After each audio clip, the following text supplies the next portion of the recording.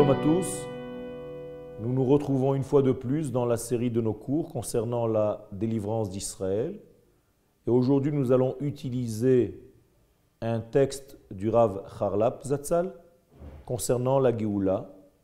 Et nous allons voir que le Rav traite de deux niveaux de rédemption. L'une, la première, est une rédemption, une Géoula qui est de l'ordre du miracle. C'est-à-dire une Géoula qui dépasse le monde naturel, le monde ici-bas. Le deuxième degré que le Rav va introduire, c'est justement le degré inverse, la Géoula du corps, c'est-à-dire la Géoula au niveau de la nature. Donc nous allons lire le texte et le traduire au fur et à mesure pour expliquer son contenu. Bagioula Atida, lors de la dernière délivrance, nous avons expliqué que nous y sommes, c'est l'époque dans laquelle nous vivons. Iga'alu hanefesh vehaguf gam yachad. Il y aura donc une libération et de l'âme et de le corps et du corps en même temps. Hen bederechnes, cette Géoula se fera et au niveau donc du miracle, c'est-à-dire que vous voyez que le Rav ici fait le parallèle entre l'aneshama et le degré de la rédemption miraculeuse. Vehen bederech teva. Et le deuxième degré, le Rav nous dit que c'est une libération au niveau de la nature. Et là aussi, le Rav fait un parallèle entre la nature et le degré de cette délivrance qui va s'habiller dans des éléments, dans des événements naturels de l'ordre de la nature du monde créé. Hen le'at le'at, hen bechipazon. Là, le Rav introduit encore une notion au niveau du temps. Tout ce qui a trait à la neshama est en réalité en dehors du temps. C'est-à-dire que pour libérer l'âme d'Israël, il ne faut pas de temps. Alors que pour libérer le corps d'Israël, étant donné que le corps est soumis au temps, eh bien il faudra aussi du temps pour le libérer.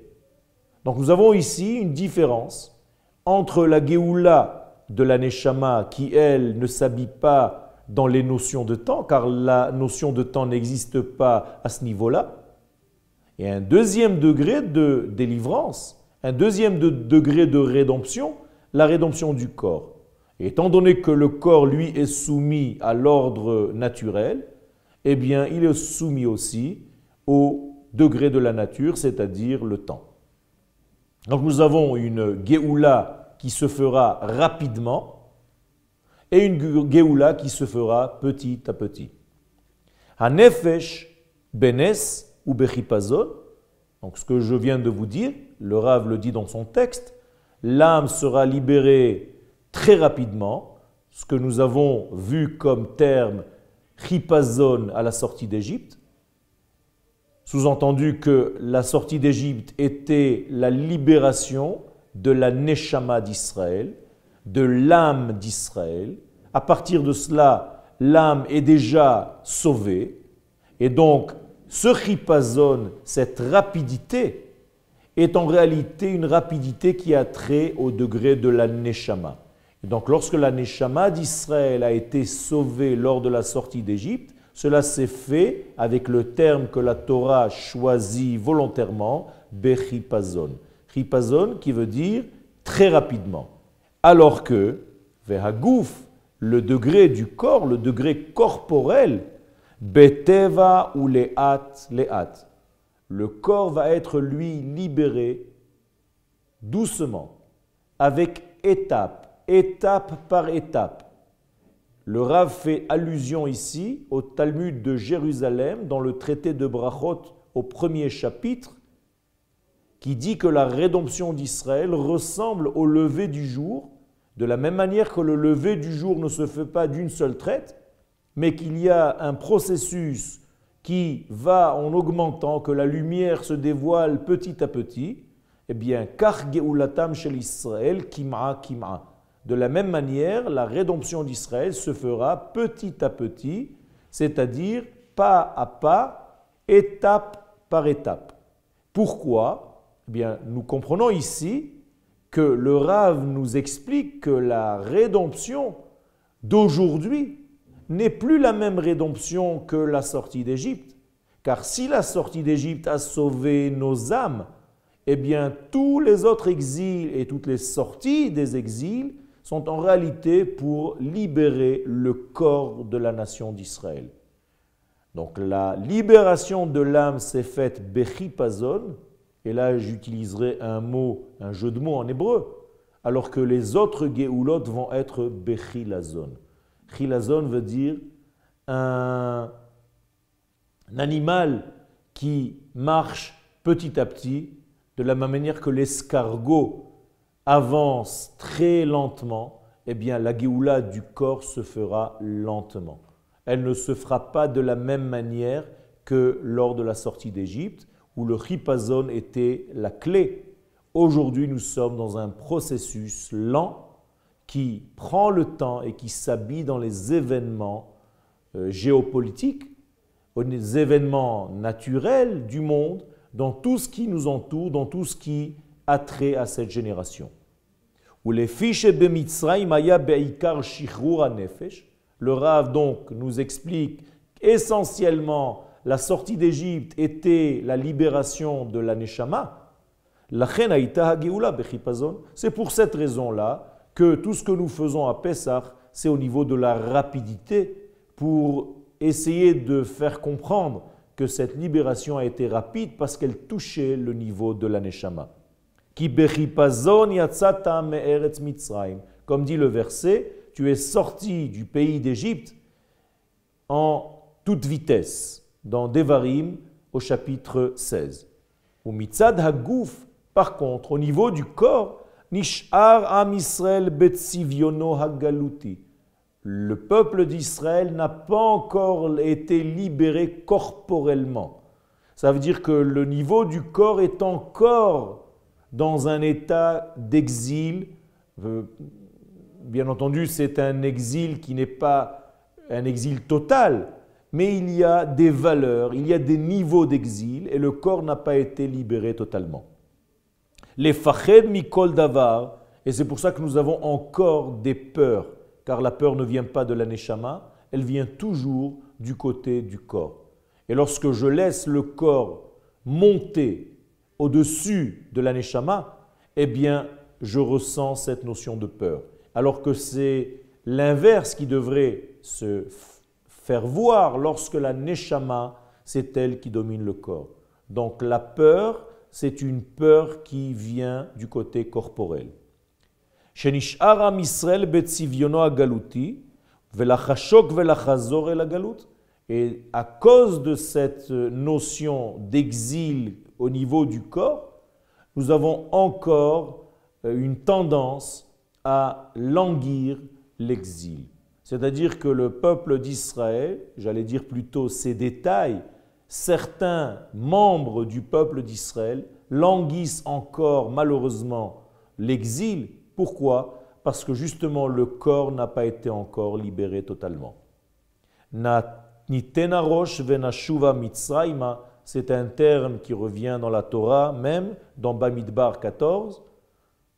Tournons, faisons notre Yérida, retournons en Égypte. Retourner en Égypte, sous-entendu retourner dans les pays de l'exil.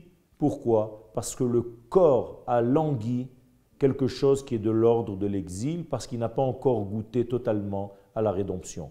Lorsque le corps sera libéré, eh bien, il sera libéré de toutes ces contraintes, de toutes ces forces de l'exil et du languissement de ce que cet exil offre au corps de l'homme. Autrement dit, un homme d'Israël qui languit l'exil, c'est parce qu'il y a dans l'exil des choses au niveau de son corps qui attirent son corps, mais pas au niveau de sa neshama. C'est-à-dire que son corps ressent encore des degrés, des résurgences, des languissements, un souvenir, mais qui a trait plutôt au niveau du corps et non pas au niveau de la neshama. Lochen geoula atida. Et donc ici, arrive la nouveauté dans la rédemption de notre temps, notre Géoula d'aujourd'hui, des temps modernes. À Géoula Achrona, dit le Rav, cette fameuse Géoula que nous sommes en train de vivre actuellement, She'en Acharei Galut, il n'y aura plus d'exil après cette Géoula. She'az Yigael Gam Haguf, sa nouveauté essentielle, centrale, c'est que le corps lui-même sera libéré. De la même manière que la Neshama a été libérée en Égypte, à la sortie d'Égypte, eh bien le corps sera libéré lors de cette sortie d'aujourd'hui, de cette rédemption actuelle. Donc ce n'est pas par hasard si cette Géoula actuelle prend du temps, s'habille dans le temps et presque nous sommes à attendre et à se dire est-ce que véritablement nous sommes dans un processus ou bien on nous raconte des histoires. Eh bien non, nous sommes bel et bien dans ce processus, mais étant donné que ce processus maintenant a trait au corps justement, et que le corps pour être libéré a besoin de temps parce que c'est sa nature, il est soumis au temps, eh bien il faut avoir la patience, il faut savoir que cette rédemption se fait petit à petit, elle avance, il faut avoir des yeux adéquats pour voir justement cette évolution, et ceux qui n'ont pas, eh bien ils rentrent dans un pessimisme et ils se disent nous ne sommes pas du tout dans cette époque messianique, car le messianisme, pour beaucoup d'entre nous, c'est quelque chose qui vient immédiatement. Et si je ne le vois pas immédiatement, il n'existe pas. Et c'est exactement l'erreur à ne pas faire concernant la délivrance d'aujourd'hui, car cette délivrance d'aujourd'hui s'habille dans le temps. Et donc, dans le temps, il faut prendre le temps. Le temps a un rythme, chaque moment a son degré à lui, chaque instant dans le temps a son code, chaque degré a son degré de vague, son degré d'onde, j'allais dire, et si je ne suis pas sur la bonne onde, eh bien je ne peux pas écouter l'émission. Et donc cette Géoula, il faut avoir beaucoup de patience, il faut l'étudier, il faut la lire et il faut la vivre kim'a, petit à petit, comme nous dit justement le Talmud de Jérusalem que j'ai cité tout à l'heure, qui lo bechipazon tetseu, car cette fois-ci vous ne sortirez pas en courant. Ou bemnusa lo telechun, vous n'allez pas devoir vous sauver. Ki holech lifnechem Hashem, car cette fois-ci Akadosh Baruch Hu marchera devant vous, c'est-à-dire vous allez avoir le temps de voir les choses se tramer autour de vous, dans votre vie, dans votre monde, dans votre foyer. Ou me asifrem Elohei Israël, et là le Rav fait rajouter un degré que le prophète Isaïe 52 nous dit, ou me asifrem Elohei Israël, il y aura ici aussi un degré de rassemblement. C'est-à-dire que le rassemblement prendra du temps.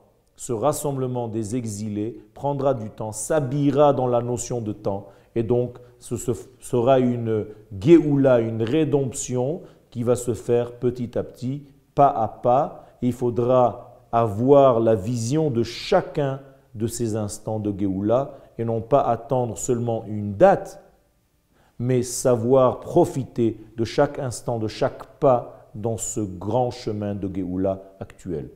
Mais Zad Hashem, beaucoup de patience.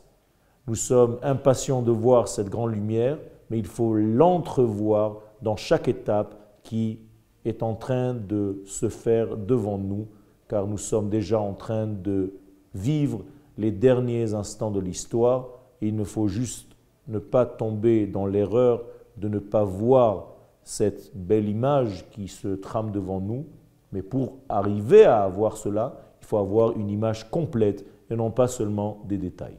Toda Rabba.